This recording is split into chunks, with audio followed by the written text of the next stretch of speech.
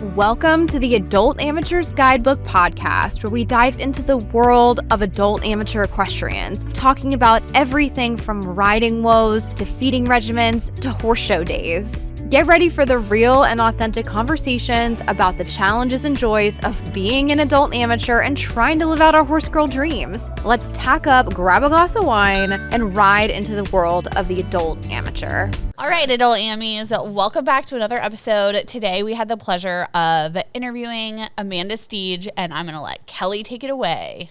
Okay, so I got the honor of interviewing Amanda originally in Upperville over the summer, and ever since then I have been following her career, and she has blown up everywhere. Total badass. So we're gonna, and not only that, but she is into adult amateurs. Her entire program is based around adult amateurs. So that's what we're gonna dive into today. How does she deal with us? How does she deal with the nerves, the anxiety, and just really all of it. She wants to. And she wants to. Her business model, like she said, I know, on the podcast, which you'll hear in just a little bit, is about her adult amies and why she chose adult amateurs to be. And why she loves us. Yeah. And why she's going to take us on as clients now and forever. Yeah. I even asked her, why us? Why would you choose an adult AMI? So stick around and find out. Okay, cool. We're on. We're rolling. All right. Well, I'm so excited to have you on because I feel like the way we met was really cool. I got to interview you in Upperville for the first time. Oh, yeah. Yeah. I remember. Yeah, that was fun. That was so much fun. So we have like such an exciting guest today, Amanda Steege. So tell us who you are. Tell us all the things. And let's get started. Introduction about your life and how you got where you are today. Sure. My name's Amanda Steege. I own and operate Ashmeadow Farm, which I started in 2002. I grew up in Stowe, Massachusetts. My parents, Mitch and Kathy Steege, own and operate a horse farm there called Winter Equestrian Farm. Oh, cool. So I grew up on the farm with 35 horses. My sister and I were both very hands-on on a day-to-day basis at the farm. I love that. We didn't do a lot of soccer or after-school activities. No We rushed home, got off the bus and right to the barn. So my parents still have their farm. My mom teaches beginner riding lessons. I think around 70 people a week. Wow. Wow. And my dad has always had a business similar to mine. I would say my specialty is hunters, young hunters, developing young hunters, and amateur riders. So my dad's business was similar, maybe a little larger than mine. I've always wanted to keep my business a little small and boutique-like. Yeah. I love that. So then I did my whole junior career. I was not a famous junior rider. I mean, I had a junior hunter that cost $10,000. He was a thoroughbred. Love it. I showed and competed him in the small juniors. He wasn't mine, actually. He belonged to a client in the barn that let me ride him. And I competed him mostly in the Northeast in the small juniors. And the last 2 of my junior years, I got to show at Devon and Harrisburg and Washington and the National Horse Show. And I also did him in the equitation. So he did medal finals, McClay finals, New England medal finals. He was small in stature with a huge heart and went in the rubber D-bit and no martingale.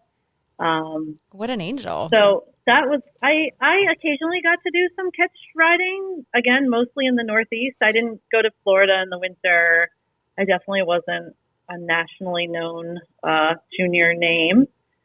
And then when my junior career concluded, I took a year off before I went to college, and I worked for Peter Wild. And I went to Wellington that winter. So that would have been my first travel to Florida. That was like 1993-ish. Mm-hmm. And I had a great winter in Wellington working for Peter. And then that summer, I worked a little for my dad and a little for Peter. And then I went to Boston College for 4 years, where I didn't do a ton of riding during the school year. There my very first client was a lady named Kate Hunt that lived about 30 minutes from BC. And she would come and pick me up a couple days a week and drive me out to her farm, and I would ride and train some of her young horses. But for the most part, my school year was doing school. And then in the summers of my Boston College days, I did work for my dad and go to horse shows and start my professional career. The beginning of that was my dad was the big trainer rider there. He showed most of the horses, but we did have a lot of adult ladies, and I would get to compete those horses early in the week at the shows in the low hunter division, which would now be called USHJ 3-foot, just to make sure the horses were going straight and were properly prepared for their weekend. So that was a great way to start because it was relatively low pressure. It was just more about the horses getting out there and being prepared. It wasn't super important that I won every class. And then I sort of graduated from there into getting my first young horse that I picked out for a client from Europe and developing that horse. And that horse ended up being champion at Devon in 2001 in the second year greens. And then shortly after that, I started my own business. And since then, I've based in New Jersey in the summers and Ocala, Florida in the winter. Gotcha. So you've been at this for like a good 24 years. Yeah. I love that. Feeling old. No, that means you're experienced. That's what that incredible. means. So first of all, I want to go back to your thoroughbred. What was his name? In the barn, his name was Spanky, and his Spanky. horse show name was 1 in a Million, which is It sounds very, true. very true. Yeah. And he was an interesting guy. He had been at a lot of local farms in Massachusetts doing riding lessons and very sort of low-level horse showing. And my clients had an older adult lady that wanted a horse. Like, she had been in my mom's lesson program, and she wanted a horse of her own to do flat lessons and cross rails, basically. Mm-hmm. And my parents found her this horse.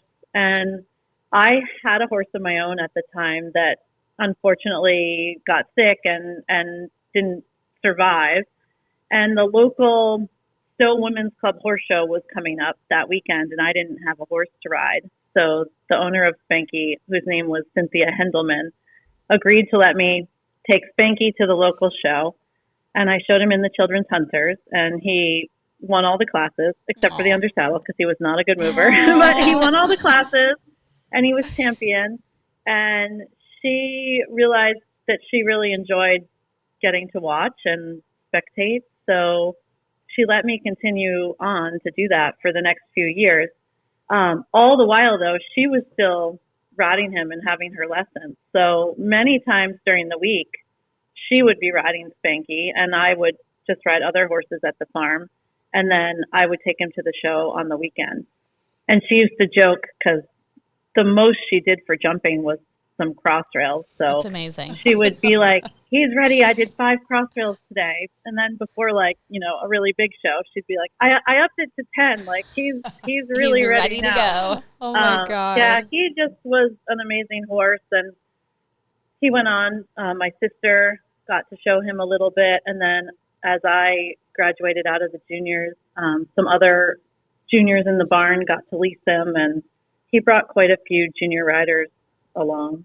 Wow, that's amazing. I'm going to go a little bit off message because I have a thoroughbred as well, and I love him very much. And I feel like back in the, I don't know, when I purchased him, or even before that, it was thoroughbreds were the thing. Like thoroughbreds were, I guess maybe all they had, or what people could afford or whatnot. And so the shift of the thoroughbreds now to the warm bloods, do you see that, do you think there's a place for thoroughbreds anymore? Like, are they competitive at all? I do. I think they changed a little bit how the thoroughbreds are bred. Like, I think it's hard to find thoroughbreds these days that look and feel like the thoroughbreds that you and I probably would have grown up on. Right. I mean, I think there are some out there, but the thoroughbreds that we had, in the 70s, 80s, 90s were big bones. They looked like warm bloods. Right. Or some of them almost looked like quarter horses. Right. Yeah.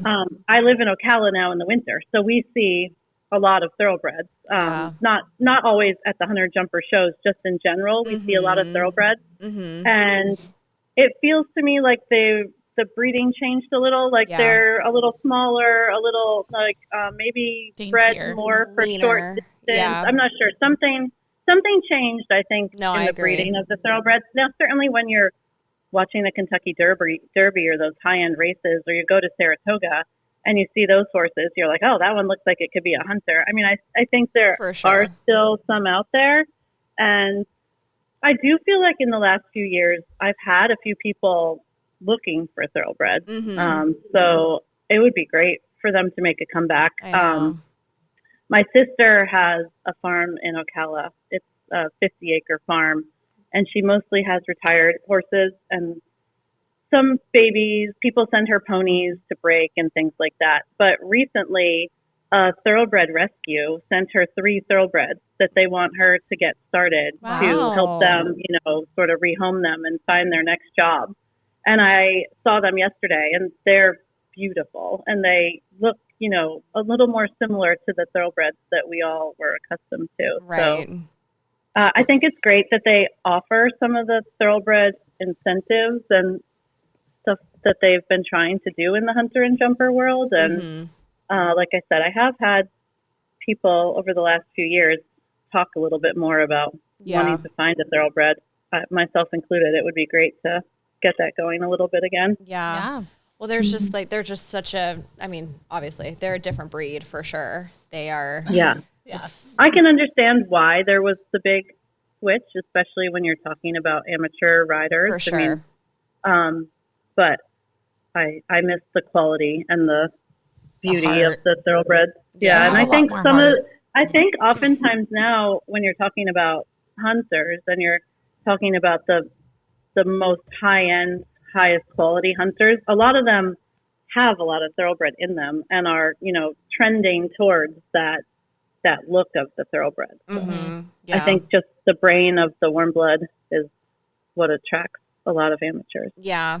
Well, we're gonna switch up just a little bit, because when I first met you, and then when we had our conversation over the phone about this podcast, I was so excited to find out how adult Amy powered you are. Like, you're so passionate about your adult amateurs, and so. I was so excited. I told Alexis after I talked to you, I was like, oh my gosh, this is going to be so much fun. She was like, she actually likes her adult amateurs. Yeah, she actually really loves them, even though we're a little crazy sometimes. So, I think let's just kind of start a conversation around that.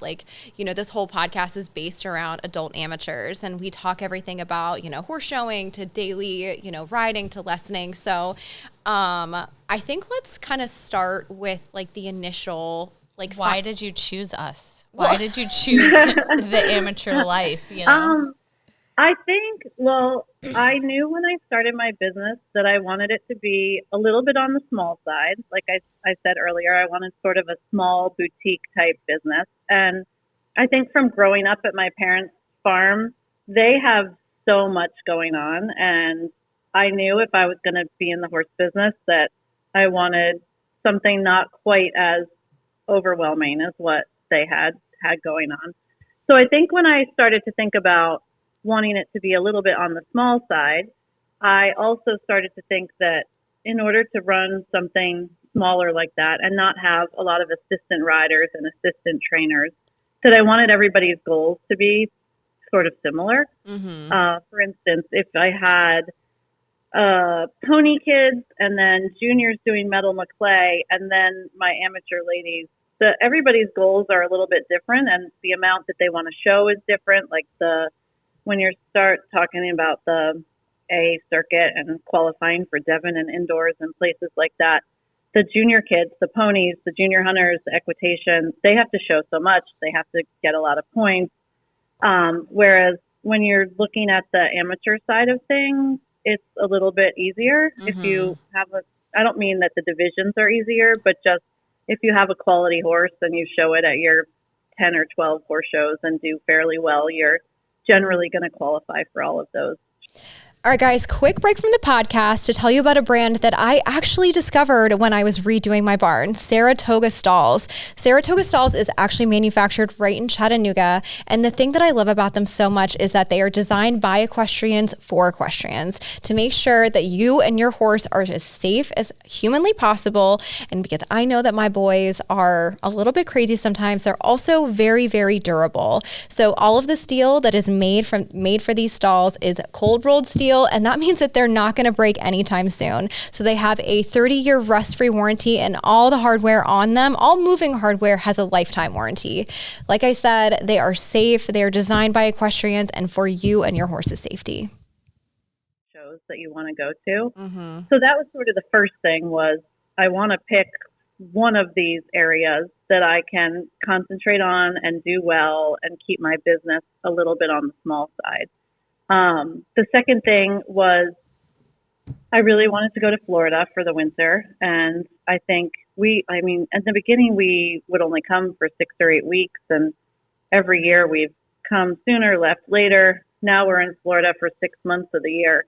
Wow, that's a little bit hard, nice. I think, when you have the kids and the kids are in school and, they can't get to the barn to ride consistently. And then, as I sort of said before about the horse shows and it being a little boutique-y, I wanted to go to horse shows that we like and that we enjoy and that I think do a good job. I didn't want to be forced into going to horse shows, running around to get points and help people qualify and things like that. Yeah. And then hunters and young hunters and developing hunters is something that I have a real passion for.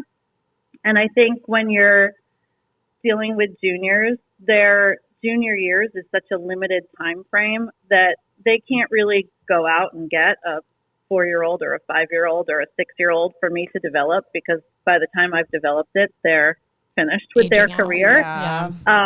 So the business model that I have is all amateur clients, and most of them have at least 2 horses. The goal sort of being that they would have one horse that's middle-aged and all trained and ready for them to show and compete on, and then a younger horse that we're developing, hopefully to be for them in the future. And then if it's not going to work or it's not a good match, then we sell those horses. Mm-hmm. So that allows me to sort of keep my goals and my passion going, like while teaching clients at the same time. Yeah. I have a lot of fun ladies and they all get along really well. Saying. And my one client, Jackie Maggiore, she says that Ashmeadow is the sandals of the horse show world. Oh my God, I love it. Full service, adults only, and the beverages are flowing all the time. Oh my gosh. We need to come visit. I know, I was going to say, we need to come down, for sure.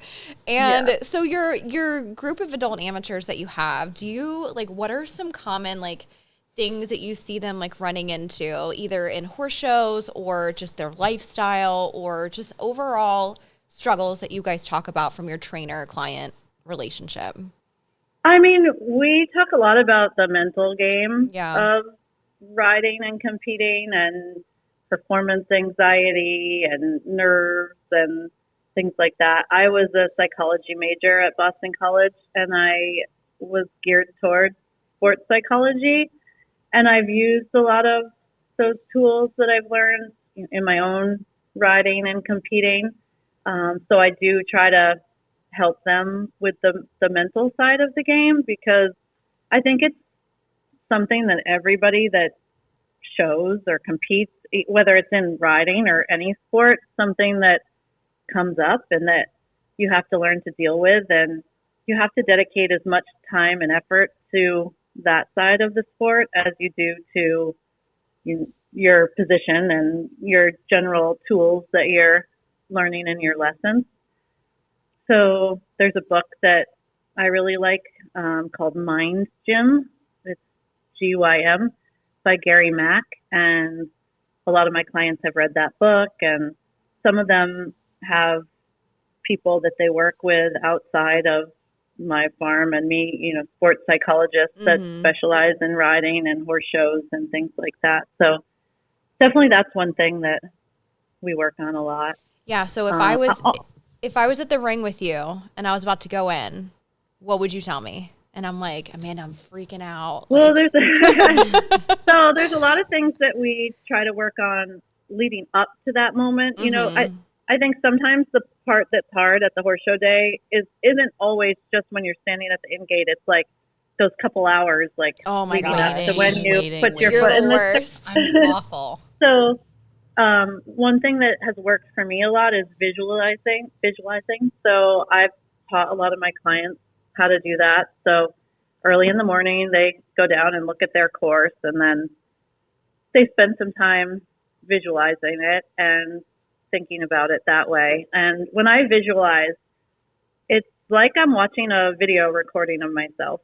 And I'm not always able to do this for every horse in every class, because sometimes I just have too much going on. But certainly if I'm at Devon, or if I'm at Derby finals, or someplace really important to me, I find a quiet spot and I watch my round in my head. So it's like I've already done the competition and I'm watching the video recording back.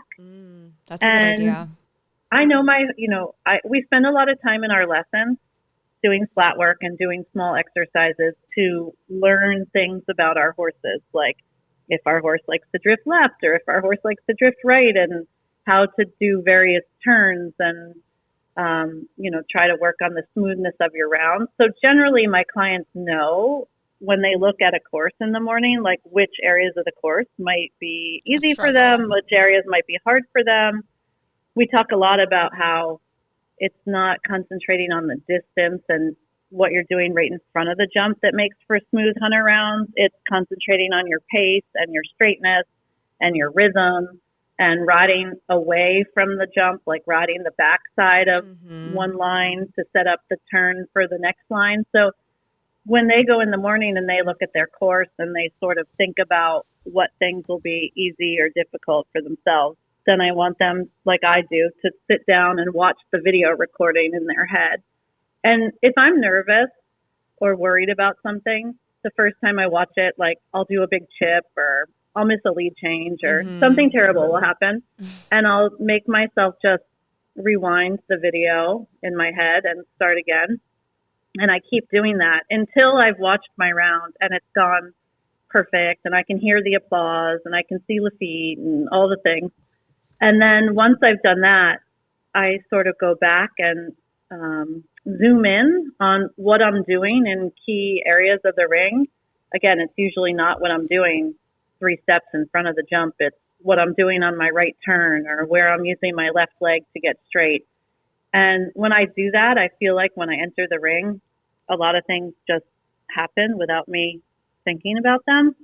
So I try to teach my clients about that. That's a great And then tactic. we spend a lot of time talking about trying to spin things in a positive light instead of a negative. The first thing that will happen with some of my clients is they'll go down and they'll look at the course and they'll be like, the last thing is a 2-stride on the right lead. I don't want to chip the 2-stride on the right lead. And they do. We try to say, don't say, I don't want to chip the 2-stride on the right lead.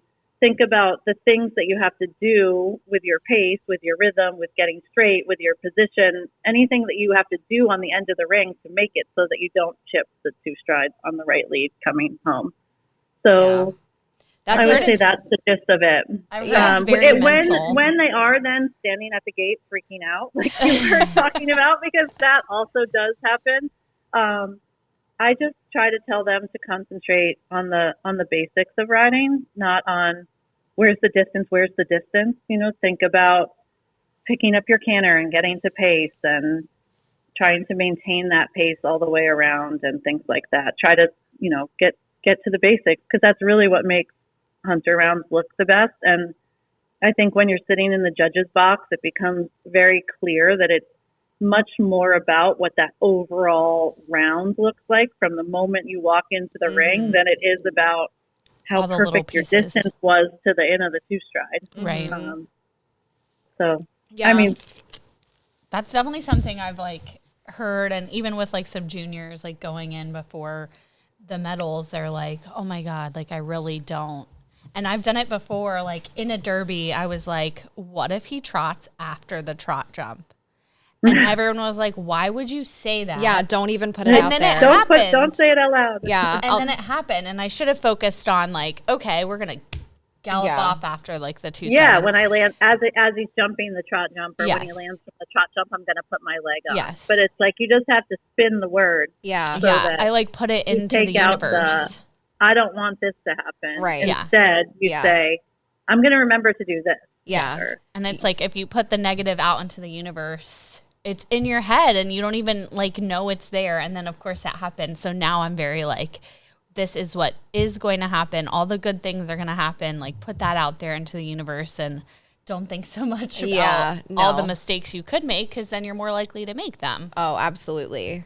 Absolutely. I think it's also important to realize that nerves are normal. I mean, Yeah. I always say, like, the first time that I'm standing at the gate that I don't feel nervous, I mean, I should think about retiring or Yeah. something. I mean, that's, like that you're nervous because it's important to you and because you want to do a good job. Now, I mean, there's difference in performance anxiety and nerves and like actual fear. And Yeah. that's like a Yeah. whole different level of nerves. But I think most of what I deal with my clients is performance anxiety. Yeah.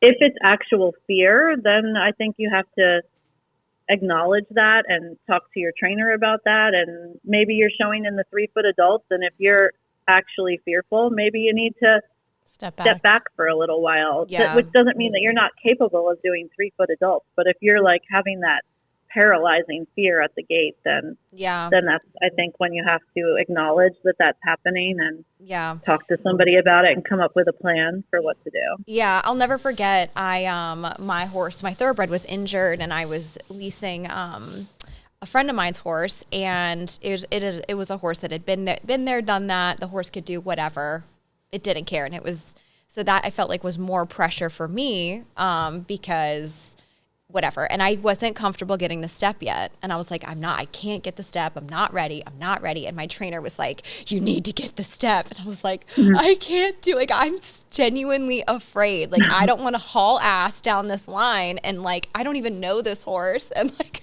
pray that everything's going to work out, like give me a second. So when you have like conversations like that with your clients, like, are they like, hey, like, I'm not ready for this. Like I am mentally I'm not there. How do you approach that? When do you know to push and when do you know to step back, Yeah. I guess? Yeah, I mean, I think unfortunately that just some of that takes experience, and Yeah. it's different for each client. I mean, a lot of my clients have been long-term clients, so I can sort of judge based on what I'm seeing in their riding and their skills, when to say, no, like, you got this, you're fine, and when to say, you know what, I think you're right. I think maybe next week we'll jump to 2.6 and then build our way back up. Right. Certainly the client's thoughts and feelings are very important, but I do think there are moments where I have to be like, no, you're fine. Like, we're Yeah. going to keep going. But that's a hard question. And It's so I don't know that there's situational. like a black and white answer. Yeah. I have a question. Okay, so being like, I did the 3-foot as a junior and like didn't really go into like the entire 3.3, 3.6 career. But now as an adult, I'm like, I don't know why. And is it just like, I don't know, like, I feel pressure. I don't even know what you're going to say. I know. I feel a lot of pressure. Like, I have a nice horse who's like he was a junior in the past and did the 3.6 and has been there, done that. And it's like, okay, like, now I have the time and the money and the energy to do this. And then I'm like, okay, like, I need to set goals and like, I want to be doing the 3.3, but I'm like literally also terrified. Is there like a stigma around adults and like, as there are juniors, like juniors are like, oh, I do the 3.6 and oh, I do the 3.3. And, you know, there's such a stigma as a junior, and I feel like that kind of carried on for me a little bit. I'm like, should I be like? I don't think there is really. I mean, I never feel that way. I mean, I know what you're talking about for the kids. I mean, that's why they came up with the 3-3 junior division, because the kids didn't want to be in children's hunters. They wanted to be in junior hunters. Right. So they created that division. I always feel like with my adult ladies, if anything, they all are conservative. Okay. You know, they'll say, you know, so I have this one lady, Judy, who's ridden with me forever. And for 5 years, she did the 2'6", and it got to the point where she won every 2'6" class at every horse show. And Good we would for be like, her. Judy, I think you should move up to the 3 foot. She had some bad experiences previously doing the 3 foot, so it took a lot of pushing. We finally got Judy to the 3 foot, and that just opened up a lot of goals for her. You know, I think each time you move up a level, there are some more exciting things to do. Although they have really started to give more opportunity to the 2'6" riders. Like, they have started to have some 2'6" derbies and classics and things like that. But I feel like when you move from the 2'6" low adult to the 3 foot adult, then you have the goals of maybe trying to qualify for NAL finals or Washington finals, or you can start to do the World Champion Hunter Rider program. And then when you move from the 3 foot to the 3-3, you open up the goals of Devon, and you get to start playing with the handy. And then when you get competent at that, you start to add in some national derbies. And at first you do all the low options, and then you start to do some of the high options. And then you start to think about whether you should move up to the 3-6 amateurs. So I do think it's nice to, you know, sit down at the beginning of the year or the end of the year, you know, before the start of the next season, and think about what some of your goals would be, and talk to your trainer about it. And then I think that you end up having to reevaluate, you know, as you go, or, you know, have a couple check-ins during the year. But I think it's fun to have goals, and whether they're year-end competition goals, or whether they're getting to a certain height, or whether your goal is to try to get to do a derby this year, or whether they're goals in your lessons at home, like that you want to try some rollbacks or get better at bending lines, or, you know, whatever it is. But I do think it makes it easier to get up every day and get out to the barn and put in the time if you feel like you're working towards something. Yeah. Well, and I don't want to get too far into this episode without talking about the cutie little Lafitte. So I kind of want to talk. My life. Yes, I want to talk about him. Does he belong to you? No, he belongs to Cheryl Olson. Okay. Gotcha. But I'm the only person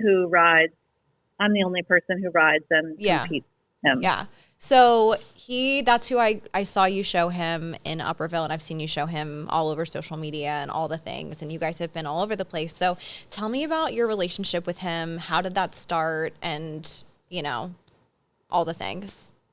So Cheryl Olson had a horse before Lafitte with me. His name was Loxley. He was a really beautiful stallion. She owned the horse when she moved to me, and I competed him in the conformation divisions and the high performance divisions and international derbies. And that was Cheryl really loves international derbies, and in particular derby finals. So as Loxley's career was slowing down, she told me that she would love to find another horse that I could bring along to compete in international derbies. And another client of mine, whose name is Lisa Arena Davis, had seen a video of Lafitte on YouTube. And she was like the 12th viewer or something. Oh my gosh. And she sent me this video. This is 7 years ago. She sent me the video, and I was like, oh my God, he's so cute. I love him. And she was like, do you want me to reach out to the guy? So she started messaging this gentleman on YouTube who happened to be a man in Germany named Gerd Schonenbeck, who a lot of Americans over the years have bought horses from, but I had never gone on a horse buying trip to Europe, and Gerd and I did not know each other. And long story short, Cheryl saw the videos and also liked Lafitte, and sent me on a trip And how to old was Germany he at this point? to go and try him. He was 6. He was Okay. 6 turning 7. Okay. Like, it was in October, so he Okay. was going to be 7 the next year. Gotcha. I had never been. Cheryl bought me a plane ticket, and then we were like, well, I can't go by myself. Like, this feels weird to, like, fly in the plane all night and then have this man pick me up at the airport, take me to try this horse. And my boyfriend, Tim, didn't have a active passport at the time. So another amateur client of mine, whose name is Margot Peroni, got the job of coming to be my chaperone. Yeah. And off we went, flew to Germany, got picked up at the airport, went to ride Lafitte, and I just loved him. It was history. Right away. Yeah. Yep. And then he flew over in November, and he started showing that January in Ocala in the first years, and he just has been amazing right from the start. I think this past year was my 7th year. Yeah. With him. He's gorgeous. Absolutely gorgeous. Yeah. And I saw there's a red horse that you have that I keep seeing all over your social media. Who is that? Is it Clara? Yes. It may be Clara. Yes. Unfortunately, we just sold Clara, Aww. which makes me very sad. But she has found wonderful new owners, so I'm excited to watch her future. I love that. I have another newish chestnut whose name is Simon, who is going to hopefully be another Derby horse. So he's going to just get started in his career this winter. That. Okay, so you said that in your program you like your amateurs to have a young one and then one that they can do on their own. So we both have young ones as well, and we both have ones that are older. Yep. So as a trainer, how do you do you have a certain amount of time where you're like, hey, I'm going to dedicate a year where I'm just going to ride this horse, and then you're going to just like support me, which I love. I love being a spectator. Being a spectator owner is like honestly one of the most fun things ever. But how do you work that? Like when you have clients that have young horses, you say, oh yeah, like I'm going to ride them, commit to the next 6 months, year, however long. How does that work in your program? I mean, again, it's a little bit individual to the situation and the client and the horse, because each of them is different. Generally, we are buying them as 5-year-olds or 6-year-olds, sometimes a little younger, but usually they're 5-year-olds or 6-year-olds. And for the most part, I'm their only rider for a few years. Yeah.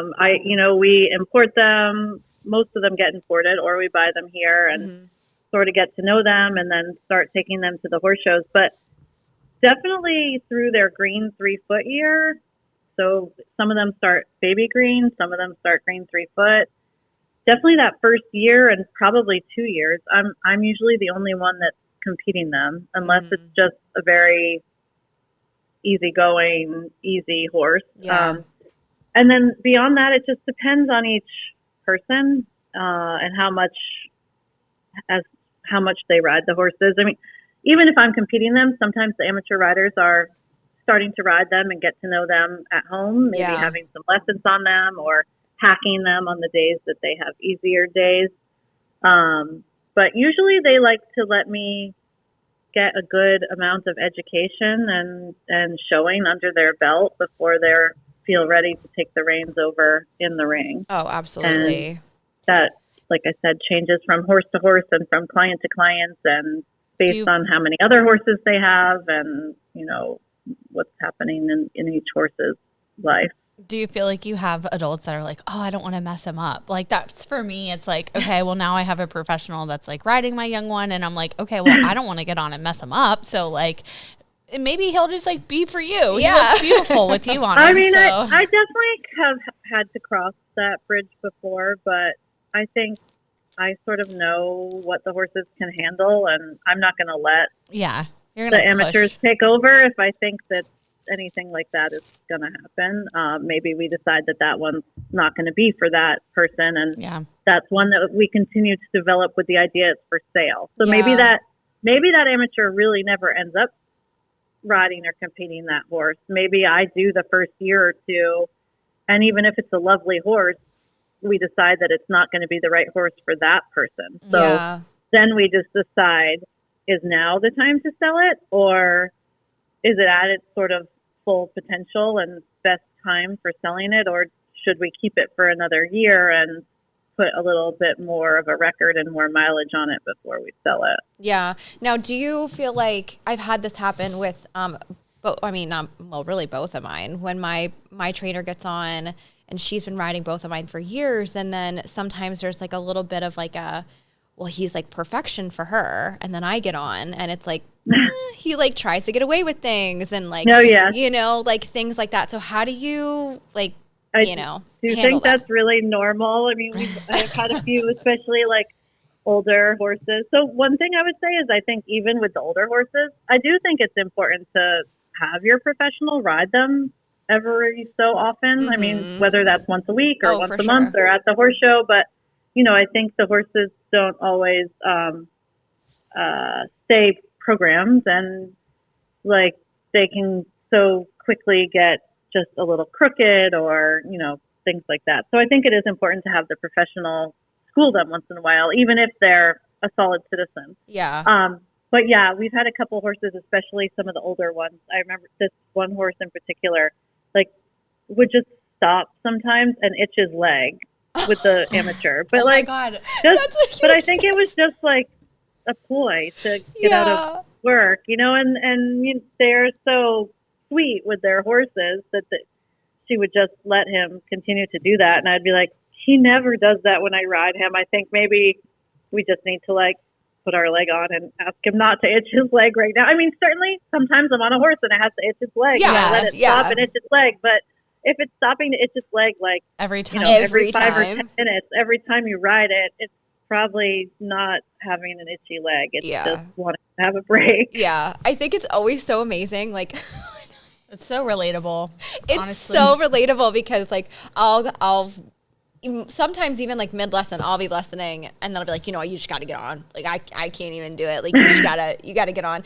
And then I watch them go and they're like so good for them. And I'm like, well, damn it. Like it's definitely a me problem, but then it like motivates me. I'm like, all right, I got to get my shit together. I got to ride better, So, but I think it's so relatable for us adult amateurs that have professionals that ride our animals and like deal with those types of things because it happens to all of us. I mean, every single one of us. I don't have children, but my clients that have children would describe similar situations with them, like where they can never get their kids to help them do the dishes or clean up their room, but then they go to somebody else's house and they're perfect. And they're like, oh my God, your daughter did all of our dishes and cleaned all these things. And you're like, is that my kid? Yeah. Right. Is that the same person? Some of it, I think, is just, the horses get like comfortable and familiar and sort of come up with little games. No, for sure. It's funny, the Chocolate, who I bought from a junior at the barn, who did him in the 3-6, he literally stops to cough. I'll pick up the trot and then he has to stop to cough one time, but he doesn't do it when the junior comes back from college. Oh my God, yes. And she's like, what are you doing? And I'm like, I don't know, he has to cough. And they're like, I'm not making him cough. Yeah. They're like, no. Not purposely. He's doing that it's to a get tactic. out of work. And it's such an emotional thing as an amateur because like, we're not doing this. We're not doing this professionally. So like, these are our children. Yeah. And so we like love on them. And I'm like, and I'll be riding him and I'll be like, I don't want to push him too hard. Like I don't want to make him upset. And my trainer's like, you got to get over that. Like you got to get over it. It's hard. Yeah. So there's like, I think as a professional, sometimes it's hard too. Like when you see a horse doing something like that and you want to be like, I don't know why that's happening. He doesn't do that with me. Yeah. But then you also don't want to make your amateur feel bad. Yeah. Right. So there's like a fine line of, okay, like you can't let him do that because this is turning into a problem. Yeah. And also just like, I find myself catching myself like, okay, don't say that. Cause you don't want to make that person feel like bad. It makes you feel better that it's happening to other people though. Yeah. Yeah. Well, and I think too, it's not, I think there's a lot of like pride as an adult amateur that you've got to like really pick up and throw away. Like you've got to just realize like, as a junior, I feel like I was like, oh, I can ride anything, like give me anything, I'll ride it. Now I'm like, no, I'm out. Right. I'm out. Yeah. Like I like that part of having amateurs, to be honest. Yeah. That they're, a little more realistic about what they can and want to deal with. Yeah. And, there's definitely been days where we're down at the horse show ring, like we're 8 out and we're in the schooling area getting ready to go. And horses are horses, right? Oh, Even if you 100%. do everything the same or you do everything right, some days they're not acting like themselves. And Yep. my ladies will definitely be like, I think we'll skip today. And, Yeah, I love and that. I'm fine with that. Like Yeah. I would, much rather that than I would never want to send somebody in the ring like feeling Who's not like ready. anything Yeah. terrible could happen. No, for sure. Well, and as we're gonna wrap up our episode because we could chat for hours, Forever. but I do want to ask you one more question. Sure. So, you have had the opportunity to ride so many amazing animals. Now, if you could bring any animal back, I don't know if it'd be Spanky or whatever, and you could ride them again, who would it be? So people have actually asked me this before, and there's a lot of horses, obviously, that I could choose from. But Yeah. there's the one horse in particular that I always think I wish I could show again is a mare that I showed named Candlelight. Mm-hmm. And she was owned by Megan McGuire, who was my first client. Like when I started my own business, Megan was my first client, and she's still a client now. Candlelight was a wonderful horse that both Megan and I showed. I showed her up through the regular working hunter, which is now high performance, and Megan showed her in the 3'6" amateur owner hunters. And I won classes at all the major horse shows in the country, Devon and the National Horse Show, and Megan was champion everywhere. But I always, when I'm at those horse shows now and I'm showing, I always say to Megan, I wish I could have Candlelight now. Aww. Because back then it was like my first one and my only one a lot of times. So, I would be sitting in the stands at Devon watching Scott Stewart and John French and Luis Sirio show like 12 horses each. And, they would start at the 3'6" and then the 3'9" and then the confirmation. And by the time they got to regular working hunter or high performance hunter, they had gone around the course like 100 times, a million Yeah, times. yeah. And I would just be sitting there, I got one sweating shot. all Yeah. day, and then have to get on Candle, who was like the best chestnut mare ever. But, I would have to get on her and go right out there and jump the 4-foot and keep my nerves under control. And I just feel like if I could have her in this stage of my career, I mean, she was great and we had a great career, but I feel like if I could show her now, I would be so much more confident and have other horses to show at those major shows that I could have done a better job now than I did then. And also she was pre-Derby. So she was before Derbies were really a thing. And I think she would have been really amazing at doing Derbies, both maybe international Derbies with myself and national Derbies with her owner, Megan. So I would say of all of them that's the one that I wish that I could have again. You'll have to share a picture with us. Yeah, you have to share a picture for Yeah. sure. Okay. I love that. Well, Amanda, thank you so much for talking with us. Thank you for I coming. really it was appreciate it. Are you horse showing today? Oh, no. I wanted to be, but my boyfriend, Tim, who's also the farm manager, we've been together for 21 years. Wow. He is a hard pass on showing in December. Oh. The stuff is locked in the trailer and, It's a and no-go. he's right. I mean, we show all year and we all need a break. Give a break. Myself, my staff, my horses, 100%. everybody. So we're here in Ocala and we're, riding every day and getting the horses fit and ready to show starting in January, but we're not actually competing this month. All So right. usually November, from after the National Horse Show until January, we are Get a on break. horse show break, Get a break. and then again in April. And then that's really our only time of the year that we're not horse showing. Yeah. Wow. Well, we're going to come down and visit. Yeah. And we Okay. want to come I meet just all wanna your come adult, watch. Yeah. all your Yeah, adult you amateurs. should. Oh, you'll love them. Yeah, you should definitely come. And I'm a really good WEC tour guide. Oh, Oh, perfect. good. We'll bring the wine. Yeah. And do all the Excellent. watching. Yeah, perfect. All right. All right. Well, thank you so much, Amanda. Enjoy the rest You're of your welcome. day, and we'll talk to you soon. Okay. Bye. Bye. Well, friends, thank you for tuning in to another episode of the Adult Amateurs Guidebook Podcast. We hope you enjoyed the discussion as always, and be sure to like and subscribe for more real and authentic conversations about the struggles and triumphs of balancing life and horses. Until next time, cheers to adulting and happy riding, friends.